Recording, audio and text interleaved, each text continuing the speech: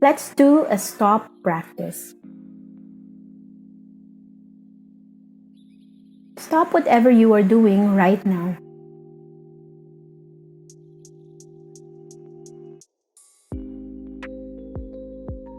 Take a few breaths.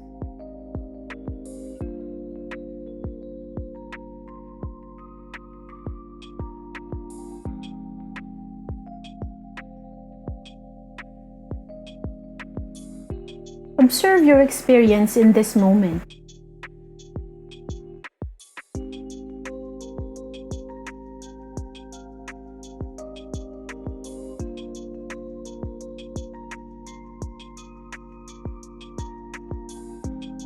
Then proceed mindfully into your next moments. Welcome to Sacred Space. I'm Krizel. And I'm Nex. And for today's episode, we will be talking about another toxic culture. It's called Ningas Cogon. Ano bang ibig sabihin ng Ningas Cogon? Ano bang saan ba nag-originate yun?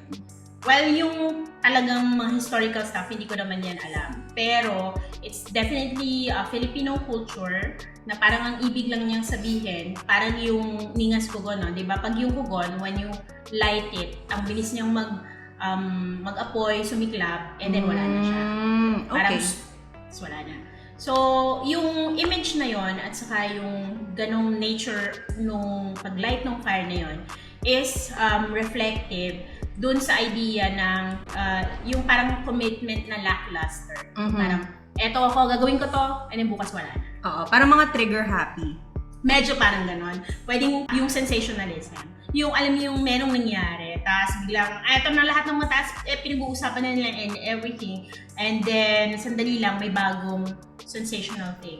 Nakalimutan na. So, ganun na ulit. Parang yung Ningas Cogon. Na-experience mo na ba yun for personally or sa mga nakatrabaho mo before na may ganong certain na experience? In particular sa akin, and I think, I don't know if nag-mention na ba ako nitong human design dito sa ating podcast, pero in my design kasi, meron talagang tendency na people I work with, pagkasama nila ako, it's like go, gagawin namin yan, etc. And then when I'm not there, wala na. Hindi na nila magawa. So, and then eventually I found it in my human design na I have this parang specific design nga that I can kind of, parang people get my will pag nandyan ako. Pero pag wala ako, wala rin yung will nila. Okay. But, you know, Ningas Cogon is seen as a negative trait in the Filipino culture, and that's why in this episode and series of episodes on toxic culture, we are talking about this. And how does this relate to today's events?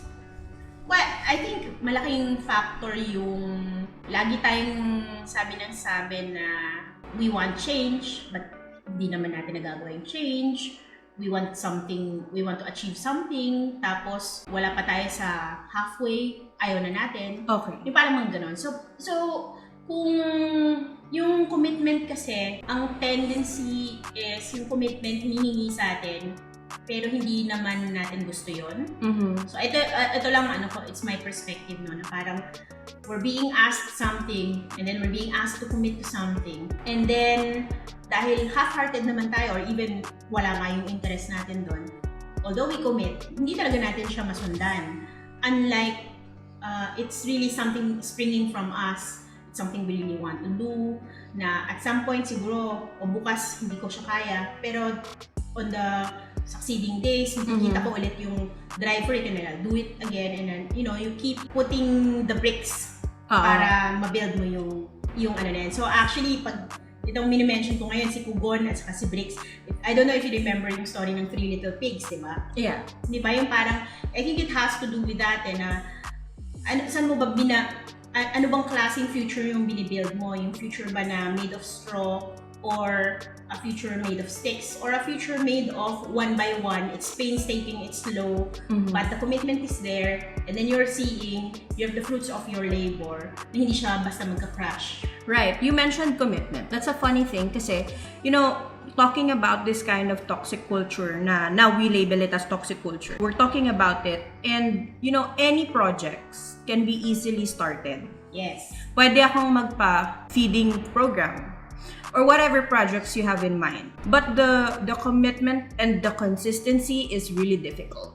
And I think doon nagsispring yung form ng Ningas Cogon when you're inconsistent with your commitments. And the reason why it's being seen as negative, because yung magiging effect nun is the person that you are working with will, you will develop mistrust towards that person who has this particular attitude. Yung inconsistency kasi, I just wanted to place it in a certain perspective or way na sometimes people look at it in the productive perspective ba na dapat consistent ka, ito'y dapat yung gawin.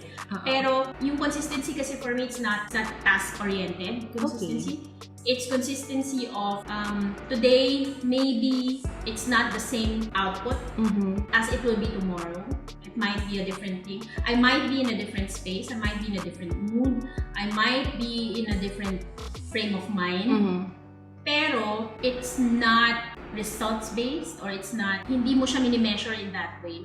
Kung pag-uusapan natin si consistency in the way that we were talking about pagdating sa building something. Of course, diba? Commitment. Yeah, definitely consistency is not like tuloy-tuloy na when you're becoming consistent, for example, in doing your workouts.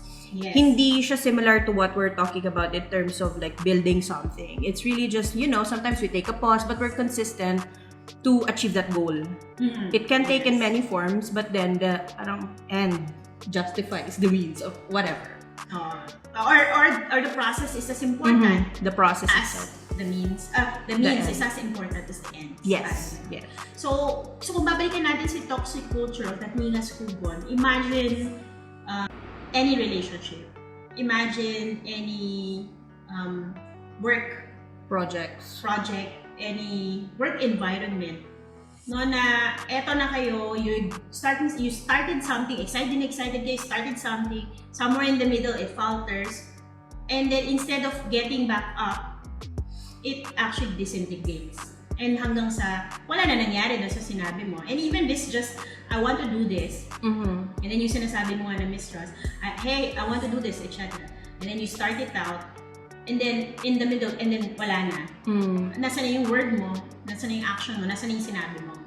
So parang this is what we are talking about in terms of Ningas Cogon. Na if we keep perpetuating this kind of culture, we're not only not building anything, we're also nagkakaroon ng breakdown in terms of possibly trust, in terms of relationships, in terms of so many things, and even our self-esteem and self-confidence eventually breaks. Us trusting ourselves. That's correct. That's also part of this whole culture. No? If we are not true to what we are doing or saying, not only other people, pero yung even in our own selves, so parang, oh no, I wanted to start a project but I don't think I can finish it, so wag na lang. Even if it was a brilliant idea. Yeah. So, interesting to later because our guests will also be tapping into this topic and, sharing about experiences. Now, this may be a different perspective from the two of us, and so that's something that we will look forward to. Yeah. But for us siguro yung isang bagay that we would like people to kind of look at is how does this actually play into your life? Right. Ano yung tsura ng Ningas Cogon sa'yo? Ikaw ba yung tipo ng tao na yung nabanggit ko na you're in a room, you're with colleagues, and kung ikaw yun, rarara, go, and everybody's there supporting you, and then the next day wala na sila? Or ikaw ba yung isa sa mga tao na nakikirarara or nakikigo, pero hindi ka naman tuloy-tuloy na, hindi ka naman consistent in the word in how we were describing it. Hindi mo naman kayang ituloy yung pagtulong o pagsuporta doon sa kung sino mang nag-instigate, nag-initiate, ng kung ano man. To get updated in our latest episodes, you may follow The Sacred Space by Conscious Heart Creations in Spotify, Google Podcast, and other podcast channels.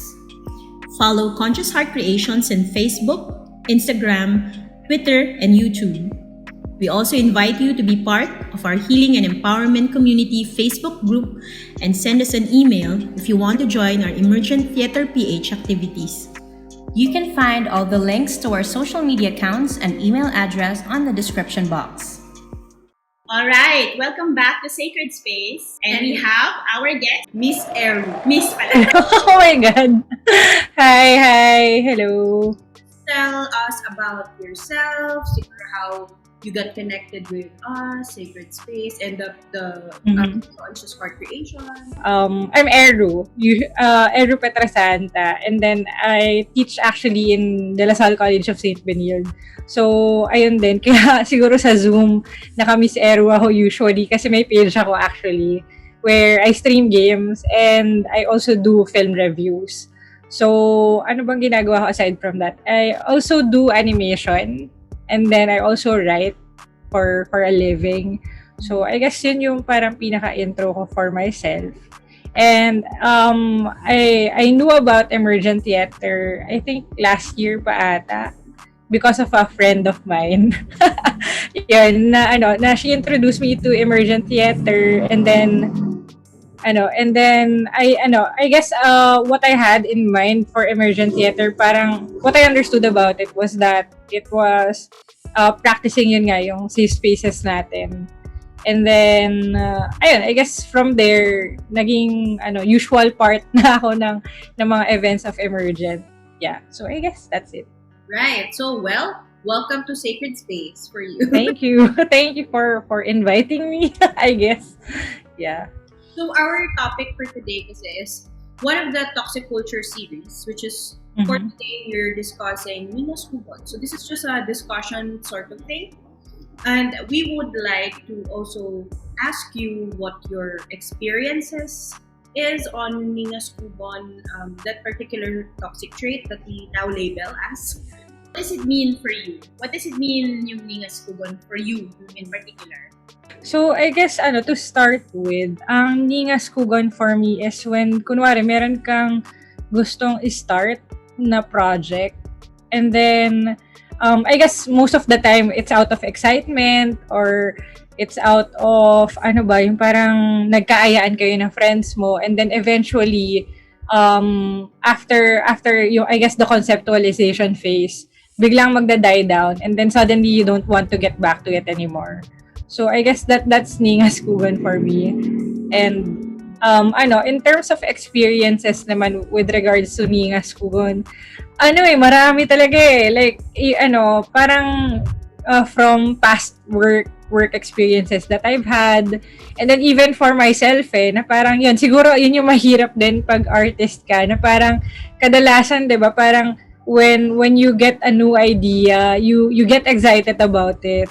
And then, of course, parang ang dami ding factors, especially kapag kunwari may other projects ka that you're also working on.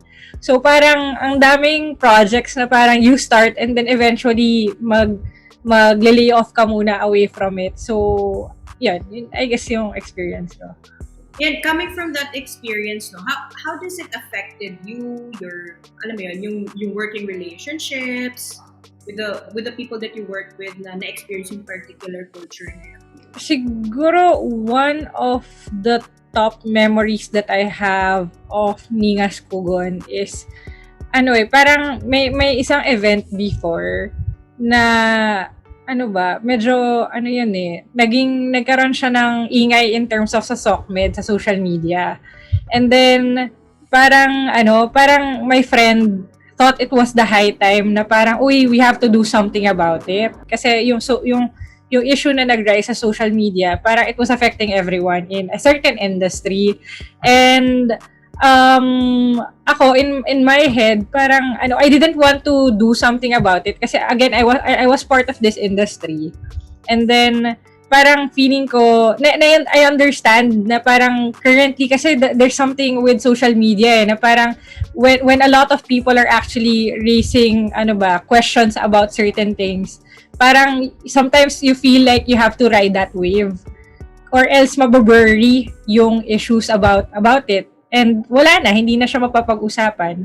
And then, dun ko na feel yung Ningas Cogon with my friend na parang, hindi, let's start it na parang wala na, parang, I guess parang nagme-make na siya. Of course, I'm sure naman na parang she was also thinking of ways, or she was also trying to understand it on her perspective, na pero she was really keen on jumping into it. And then eventually, once she jumped into it, doon niya na-realize na parang, oh my gosh, parang ang laki pala nitong pinasok ko.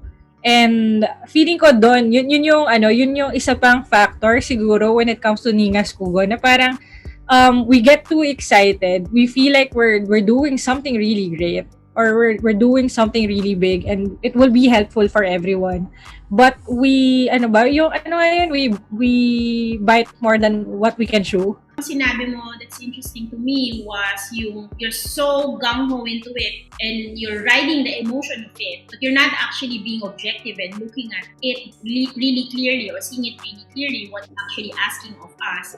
So there you are with that right intention perhaps to be part of it, dahil kulang ka nga dun sa prior understanding, went into it with an emotional investment or something, and then pagpasok mo, ay wait, wala, hindi ko pala to kaya. Hindi ko pala alam lahat ng buong ano to, at ang laki-laki pala niyan. So that's actually pretty interesting. Right, factoring in yung conditions, yung environment that you have at that moment when you plan out the whole activity. Yeah, yun nga. So parang I guess ang hirap na parang laging I guess yun yung trouble din, na parang laging may push and pull. Na of course parang I guess yun din parang everyone's really doing things for the sake of a lot of people, or for the sake of self din. I mean, hindi din naman masama na parang to do things for yourself. Pero again, parang we often forget na ano ba yung current state mo din, na parang kaya mo ba talaga siyang gawin, kaya mo ba siyang panindigan. And ako, on my end naman, when it comes to these kinds of things, yun yung nangyayari sa akin, na parang, shucks, kumuha na naman ako ng bagong project. Kaya ko ba talagang i-maintain lahat na ng especially ngayon may current projects pa ako. Kaya ko ba talaga with thinking also about my mental health, na am I actually able to tackle all of these? And ayun, we forget that because of, again, yun nga, yung fleeting idea na parang, oh, sige, go, push natin to.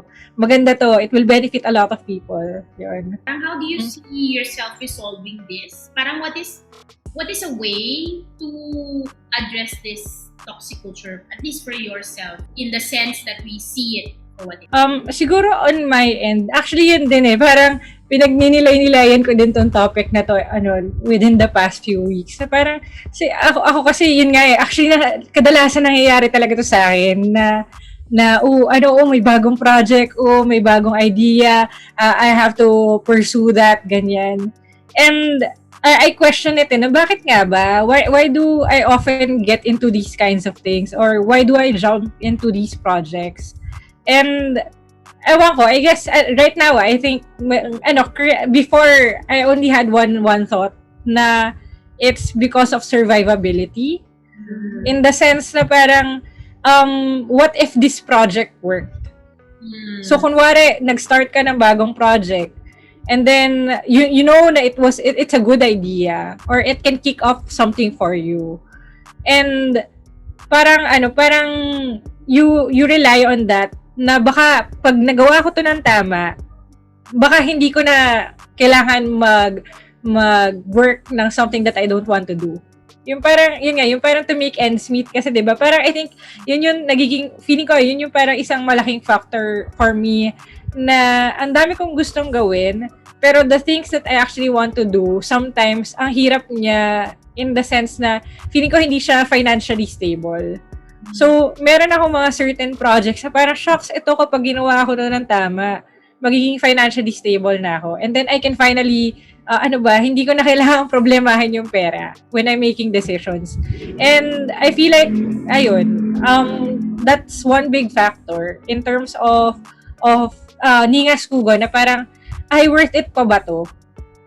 Parang hindi na worth it yung nilalabas kong effort para gawin to. So, bakit ko pa pag-focusan siya? Right. Yun nga yung na-mention mo. Parang yun, it's really a process. No? You mentioned also keywords such as self-awareness. No? Mm-hmm.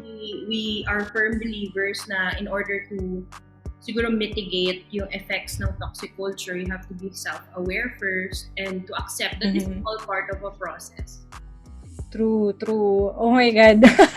Parang, I mean, alam niyo yun, parang I think, yan, kung meron mang, I guess, physical manifestation of that in my life, kadalasan, kapag meron akong nafe-feel na parang, kunwari, I wanna quit, or I wanna do something, parang, minsan, na-question ko na parang, shocks, hindi kaya emotions ko lang to right now. So, siguro, one way to mitigate that is to actually do it tomorrow. parang after you discern about it tonight, and then, kunwari, when the feeling, kung kunwari, yung feeling mo today, kung mawala siya by tomorrow, edi definitely, there's something different, diba? So, yeah, self-awareness, yes. Yeah, so this is interesting for me as an emotional being, what you're saying. So medyo na untap mo ko dito at kahit sinisignalan ako ng director natin. Maybe somehow wrap up with this, no? When it comes to this is something that we've been actually talking about. I think it's emotionally driven. It's the emotional high, and we were actually talking kanina, yung isang aspect ng Ningas Cogon is yung sensationalism. You know, yung parang merong nangyayari, and yun na nga, so trigger, lalo na ngayon with social media. Pero even before with news, alam mo yung lahat ng newspapers, isa lang yung laman na balita. So everyone is now talking. And then after a while, wala na, nakalimutan na siya. This is a very Filipino culture ng Ningas Cogon. And we are not able to do anything about it. We are not able to change kasi nakalimutan na rin. Even yung emotion and then the memory. And so on the personal level, I wanted to get into it, and I actually mentioned again kanina yung human design, which will probably have a specific episode for it. Pero I found out in my design kasi that I'm an emotional being. And you, I don't know, I haven't even shared so much about it with you, but you're actually on point. An emotional being has to learn to wait. To learn to wait for the emotion to be a little bit more stable and clear. Hindi tayo dapat nagde-decide when we're high, hindi tayo nagde-decide when we're low. Actually, it's better for us, halimbawa na-excite tayo and then we're jumping into it. We have to say even na parang, I'm not going to do anything. Lalo na pag alam kong excited. Patience is key pala. Oo. And pag low naman ako, yung low kasi may tendency ninyo na you jump out and quit. Yes. Or lalo. Diba? It depends kung ano yung action na or big urge na napupush sa'yo or nag-emerge sa'yo eh. So the idea, and I've been practicing it quite sometimes since mga end of 2018, and I've seen the results talaga. Na parang if I wait and I trust that if this is for me, then something will come. And true enough, parang the smoothness of things, the satisfaction, everything, they really happen. And I think this is something that we can look at, no, yung sinabi mo, Ero, no, we can look at as a kind of a strategy for addressing tong Ningas Cogon. Diba? Na parang we're not getting swept away by the emotion, and instead, para tayong still in the wave, andun tayo and waiting it out. And then pag medyo stable na tayo, di ba pag yung dagat, pag katapos ng bagyo, pag umokay na siya, malinaw siya. So parang ganun, and then we can see it in a better space, in a better stance. And then we can say, this is for me, this is not for me. You know, what do I need from this? And then maybe it's the time to ask the questions that we were asking ourselves. And then that's the time we decide. Yung mga tinatanong mo kanina. Ano. Yeah. I agree na parang, ano ba, I guess recently din kasi, hindi na siya ganun ka-recent pala. Nung November ata, yun din nag-consult ako with my therapist. And then, yun nga, parang may pinaproblema ako during that time na parang gusto ko na talaga siya i-let go. And then, na-mention niya din na parang, ako kasi parang, minsan ina-atake talaga ako na anxiety. And then, na-mention niya sa akin na parang up until now, parang tumatak siya sa akin na parang yun nga na parang anxiety is actually making things for, parang hard for us. Na parang kinakloud niya talaga yung judgment natin. Na parang, minsan meron tayong mga options or opportunities that would lead us to where we want to be. But, yung anxiety natin, it's pulling us away from that. And yun nga, going back, na kailangan din talaga na, these are, again, part of our emotions, yung feelings natin.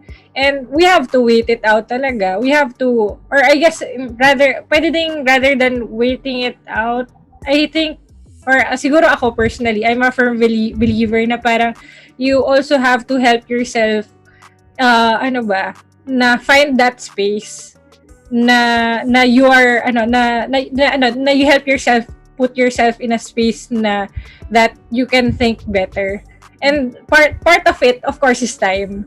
So before you decide and before you ask certain questions, that is this for you, or will this actually help, yun. Right. So very ang dami natin Dami na. perspectives na na-open. Dami natin wisdom dita today. Yeah, thank you. OMG. I think we did that exactly because we were so candid with what you've been sharing. And I mean, being candid kasi is really that the truth telling is very clearly that thing di ba? Parang hindi siya cloud, hindi siya muddy or muddled or whatever. Mm-hmm. Hindi natin nakikita. But because of that candidness, lagi ang dami natin tulot. True. Although, ayun, nakakalimot minsan. Oo naman. But that's again, babalik tayo sa time is our ally and this is a process. Correct. So, Right. Yeah. yes, at this point, If there are any activities that you'd like to plug online, this is the best part to do so. Currently, I guess yun na lang. Ipa-plug ko na lang din siguro nga yung Facebook page ko. And you can just search it. So, Miss Eru. Tapos, pero it's so simple. I mean, it's just streaming, I guess, of games. It's different games. And then, also yun nga, sometimes I also invite some of my co-faculties to talk about certain films. Yun. So, if you guys are also interested, please come. Yun. Follow, subscribe. We'll put the link on our description box. Yeah, this has been your hosts, Krizel. and I'm Nex, and this is Sacred Space.